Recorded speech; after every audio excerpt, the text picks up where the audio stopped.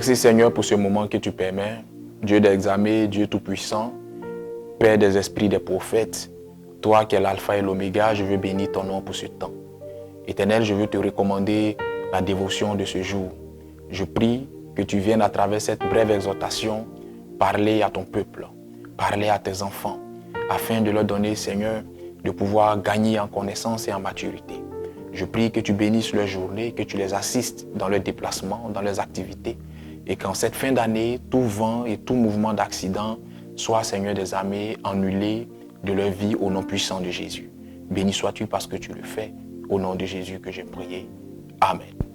Je vous salue tous dans le nom puissant de Jésus-Christ de Nazareth, vous qui nous suivez ici et ailleurs, vous qui êtes membres du temps des paroliers, que le Seigneur vous bénisse et que sa grâce soit sur vous. Bienvenue à notre dévotion matinale qui aura pour thème « Chargé et fatigué ». Matthieu, le chapitre 11, verset 28, déclare en substance « Venez à moi, vous tous qui êtes chargés et fatigués, je vous donnerai du repos. » Amen.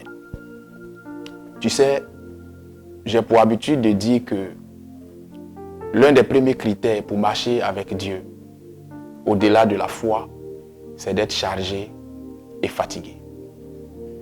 Tu peux croire en Dieu. Tu peux avoir foi en sa parole. Mais si tu n'es pas véritablement chargé et si tu n'es pas réellement fatigué, cette foi-là sera de courte durée. En vérité, un chrétien qui n'est pas chargé et fatigué finit par charger et fatiguer son pasteur.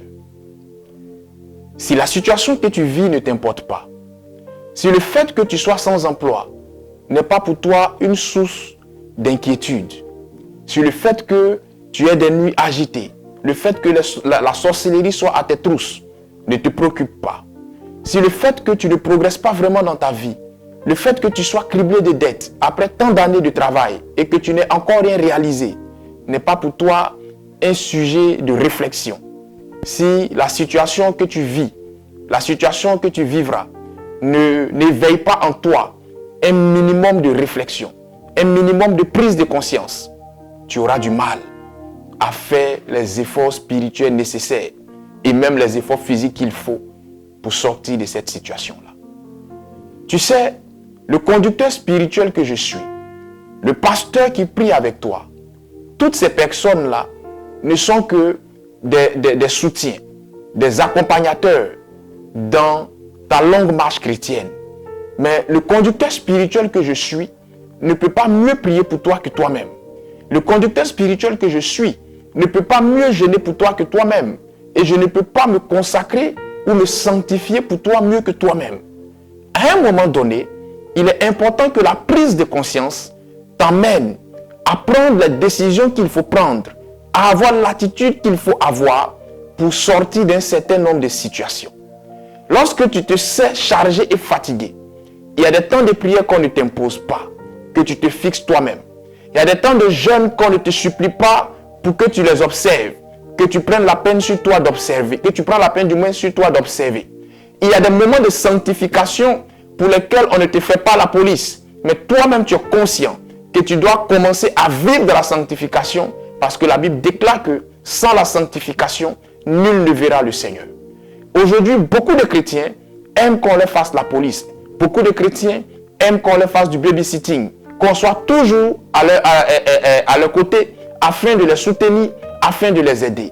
Et ces chrétiens-là font preuve d'une négligence et d'une nonchalance qui ne dit pas son nom parce que ces chrétiens estiment qu'avec la prière de mon père spirituel, avec la prière de mon pasteur, tout ira pour le mieux.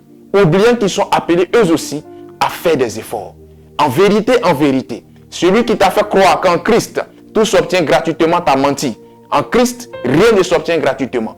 Tout s'obtient à la suite d'efforts que l'on consent avec la grâce de Dieu.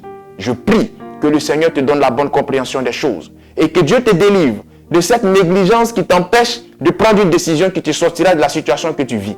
Que Dieu te libère de cette nonchalance qui t'amène à traîner les pas là où tu dois agir avec promptitude. Que Dieu ouvre ton esprit et que tu prennes conscience. Que Dieu bénisse ta journée et que sa grâce soit sur toi. Dieu est bon en tout temps. Shalom chez vous.